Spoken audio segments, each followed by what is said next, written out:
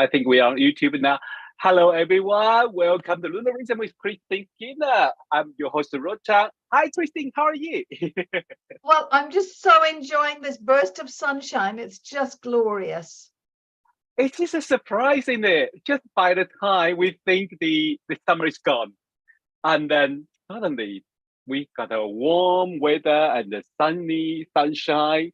I know, it's awful for the kids going back to school. Just how You know what? They are quite happy because have you heard the news? They got a couple extra day of a holiday because the school closed. No way. No, I didn't know that. Right. Some school has been forced to closing because the building has a crack or something. Yes, yeah. I'm just like I saw some student was still one down the street and say, "Lucky you." Yeah, but it is very interesting at this moment, and we have this kind of sudden sunny weather, and it still make me feel like, oh, we're still in August and we really want to go for holiday. Yeah, but the news this morning, from Brazil with these dreadful floods there, and then from Greece, yes. the whole climate change thing it's really with us now. I agree.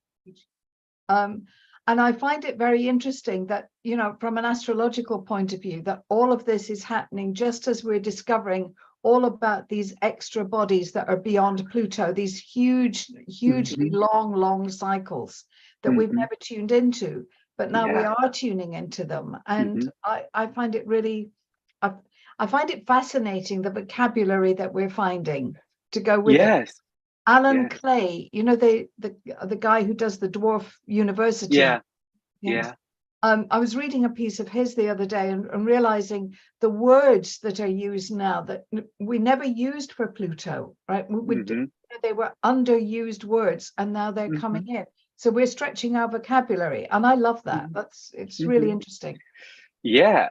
I never use like asteroid and dwarf planet until I focus on study the financial astrology. Then I realized how important they are and how sensitive their position or aspect the configuration with not only financial market, like you say, climate change. Yeah, that is amazing. Well, but today we have a very interesting the Sun conjunct Mercury, and Mercury going to change the course, going to become the morning star, right? Yes. From tomorrow. But I'm actually really excited about this from an astrological point of view. Yes. Because although it's many years, probably about 40 years since this study was done, there were 2 degrees of the zodiac that kept coming up in the charts of astrologers. Now, don't fret if you haven't got anything on this degree, because it will be a midpoint, it'll be something, right? Yeah. But about the axis of 26, 27 Leo Aquarius, that was obviously an astrological axis.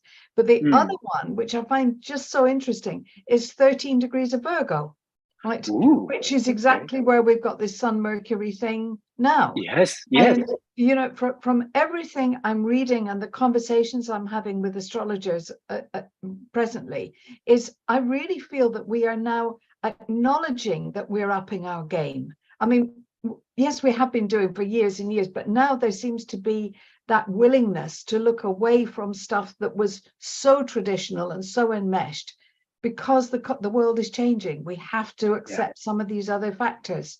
So I'm really intrigued by today's Sun Mercury. I feel this is going to be an astrological boost. Well, perhaps we won't feel it until after next weekend. But you see, we've got this whole series of conferences this year. Yes. Which, the one we're both speaking at, the lovely one with Wade Caves. Yeah.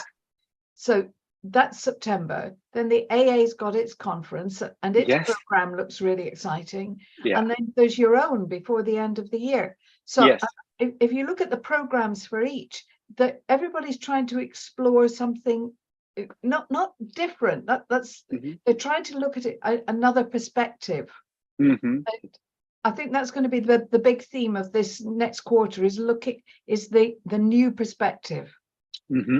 So that with the Mercury changing the I think the Mercury at this 13 degree, we really have to keep an eye on it, and it could be something very interesting. Another thing at this moment, is I think all on the social media, or I mean all the astrologer talking about 6 or 7 planets retrograde. Well, I'm glad that I didn't see anything ridiculous, or because I did hear about some people talking about this is a bad omen and this is the end of the world. I don't like that view. And it was interesting because when I just coincidentally yesterday I quickly run the a program on the solar fire and find out this.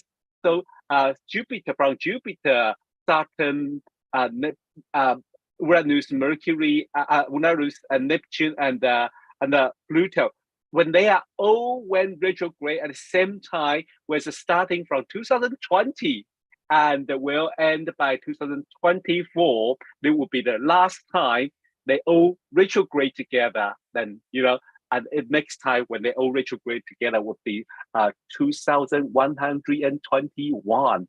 That was interesting.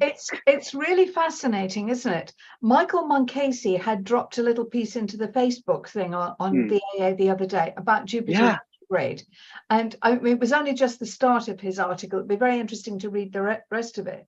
But I think if I've got the gist of what he's saying is that it doesn't alter the nature of the planet, but it does alter the nature by which we use the information. So I was trying to think about this as like, when somebody says, well, I suppose that the classic one is carrot cake, isn't it? Because you think of carrots as being a vegetable, right? So they're used in lots of vegetable dishes. And suddenly you're using it in something that is very sweet. And I think this is it with the retrograde planets. You're actually, you're taking it's the same tastes, but you're using them in a different way, right? And so you're expanding your use of it and consolidating. I think the one that's fascinating to me at the moment is the Jupiter in Taurus retrograde. That really, because if I told you, I mean, this week has been crazy. This has been absolutely ridiculous. There's been a frenzy. That's the only word I can use. A frenzy of legal activity. Wow. I've never had so many clients involved in legal dispute or challenge. Now, obviously, everything is a reflection of your own chart. So I can look at mine and say, well, it's because of this, that, and the next thing. But it's the fact that all of this has become a swell this week. But each one of us, and I'm included in this too, we're having to take a different approach. Right? It doesn't. I still feel I was right, and therefore I'm going to court to try and prove my case. But I'm using a different system to get my point across. Yeah. And at this moment, things is like the things was like a station there, because I think we have the planet is not, because I remember last month we talked about station. I think we were focused on Mercury. But this, I just noticed, I think for things last weekend, we have the one after another, the stationary planet, one after another. I think it's starting from Uranus and then Venus and then Jupiter. Oh, I forget which way around. Uranus first, then Venus and Jupiter coming into this. And, we're in the UK, so obviously we're dominated by the UK news. But I think that if you were to pick up the news stories from any country, this all goes back to that new moon on whenever it was, 16th of August, right? Do you remember we had there was an exact Sun Uranus conjunction, a square rather. And with that, do you remember Donald Trump was suddenly, his mugshot was global, it was a real shock political thing. Now we're midway as these planets have stationed, right? It's like this is an absorb the moment. So yesterday, I believe that young man from the Capitol riots was sentenced to 22 years. Which is part of this theme. And I wonder what the next stage of it will be, because then the coming new moon is fascinating, because you have Mercury, then, as you say, it's direct, right? but it's happening within hours of the sun trining Uranus. So Yes. between these things, here in the UK, Keir Starmer has, and what's the other guy, Rishi Sunak, right? Mm-hmm. They're changing their cabinet. They're changing their team, right? Within the astrological community, we're changing the team, right? There's a shake-up everywhere. And I think maybe that the entire period of the retrogrades is about consolidating the new teams with their altered perspective. Mm-hmm. Yeah, that's very interesting. I think with this kind of changing regard, yes, you're right. When I noticed, I say, oh, why are they changing the cabinet now? And then with everything, it's like, wait a minute, what does that mean? Why they are doing this during the everything is retrograde? Well, well, you know, we've only got it's so awful, this, isn't it? Because, you know, I hate the fact that people say, oh, Mercury's retrograde, so everything goes wrong. I know. Right. And I really loathe it. But one of the chief carer here, she ended up, you know, she was supposed to fly out on holiday last Monday. Could I just point out that holiday was booked before she started to work with us? I might have said, you want to rethink that date? I might have done. But she lost 2 days of the holiday. Now, it doesn't alter the fact that people then left on Tuesday satisfactory. Mercury was still retrograde. So you can't say it's just down to this one planet. You know, there are an awful lot of factors are at work here. But no, it's been a very demanding Mercury retrograde. But then, of course, it's ruling, it's in its own sign. Yes, And that makes a difference in the markets, incidentally, and which is obviously my world. A Sun-Mercury conjunction will often see a change of direction in a commodity. Okay. It's a big thing, right? But it's related to the commodities that are linked to the sign. So, for example, today we've got a Virgo thing, right? So you would expect it's going to be crops, it's going to be soybeans, it's going to be orange juice, it's going to be, all of those will be affected by that Sun-Mercury pattern, right? Yeah.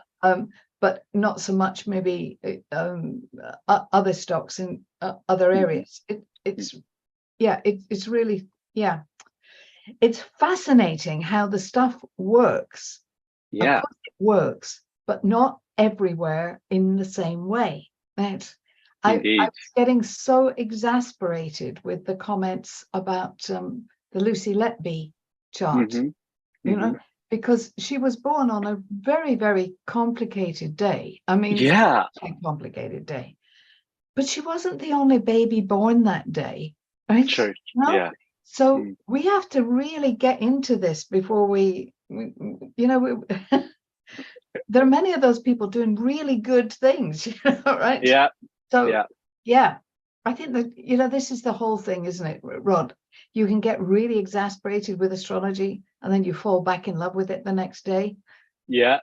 I think when you talk about the Lucid Chat, is that very interesting. Yes, we can always take someone's chart and say, oh, this is so and so with this aspect, with that aspect, so they are likely.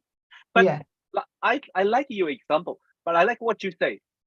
Do you know there's many people born on the same day? Yes. And I think there is a kind of with the environment and background, or also the free will, their choice to how to apply, how to use this chart to do something. I think that's still you know up on us, I think. There was a meeting again with astrologers a long time ago, and they're talking about the most important planet in an astrologer's chart and saying the dangers of Jupiter, right? And it's so true. It's so true, because we think that we have, you know, we got the answers. Actually, we really haven't, right? And then there's the whole thing about the power thing, so that you're down into the counseling rabbit hole. I did a consultation on Saturday, which I think it's probably going to go down as one of the most difficult I've ever done in my life. Okay. And it was a Sun Taurus with a Moon Pisces. And that's kind of all you really need to know. But that Sun Taurus was being affected by Uranus. Yes. Saturn is not yet anywhere near the moon, right? Mm-hmm. But obviously there's a long shadow in this. And I was just so acutely aware of the language that we have to use. Yes. Right. Because it was a really super challenging one to do. And as you said, it was happening just as these planets were stationing. So I had this whole sense of the importance of the words. Yeah. Yeah, that was, well, I think coincidentally, I did a very quick discussion with one of my friends who just know a little bit about astrology. And I think just because a new moon or something happened, and a weird discussion, and I just realized that there's a heavy transit up on, there's a sun, and I was just like, oh, how should I word this? How should I want to help, but also it's just a friend, it's not a client, so I don't want to, throw everything on them. So I just like, oh, how do you feel at this moment? And then, well, we just start a conversation and be very careful when we deal with the people who facing the heavy transit. Usually, you don't want to make them feel even worse, I think, or feel like I'm not get out of this. This is, yes, Yeah. No, it was really so to go back to your thing about the fact that all these planets are stationing. I mean, for me, it's been, I feel as though I've had a mallet knocked on my head about the importance of language. Think before you speak and all of that. But of course, I've also, for me, I'm a Libra and Mars has arrived. Okay. And Mars has definitely arrived. Yes. Mars arrived with a crash the other day, and it's obviously going to bang symbols for the next couple of weeks. Yes. Well, I think I talk about this because you mentioned about the I think it's called World Summit, hosted by Wade Cave and the STA. And when Wade spread the news out, I just like, I definitely have to go, and I definitely want to help because, there's not many mundane astrologer, and we are a small sub community or subgroup of people who into it. Well, it was extraordinary because if you remember, I went to Istanbul back in March, and he was another one of the speakers, and he was just floating it as an idea then, right? Yeah. And it got legs really fast. It got legs sort of overnight. It went from being an idea to suddenly there was a sketch, there was a date, and there was all sorts, it was pulling together. And Wade is a remarkable astrologer. I mean, really, with a fantastic approach and extremely well trained. Yes.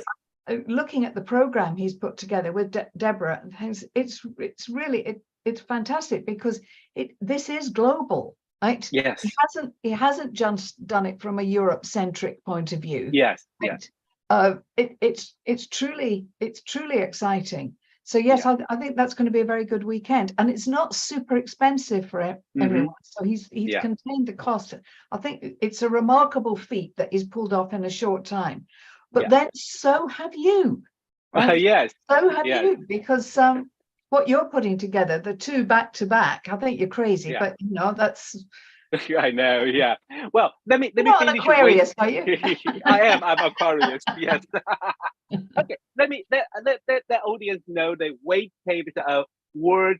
I think is the World Astrology Summit is on the September 23 and 24 on Saturday and Sunday. If you haven't enrolled yet, if you haven't registered yet, please go to the hta.co. That's their website, and find the conference, and you can register from there. Well, if you happen by asking who recommend you, say Rod or Christeen. We can ask to have to say that.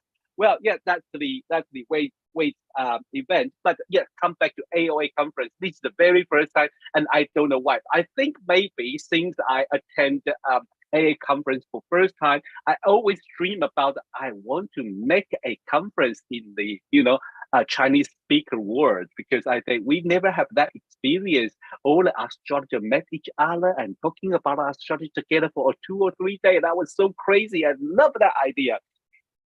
Well, by thinking for a long time, I finally say, okay, you know what? Let's do it this time online, and then we will see. Maybe eventually we will really have a, at place one. That would be, that would be fantastic to have everyone together, maybe in Hong Kong or in Taiwan, to have a conference like that. Would be crazy.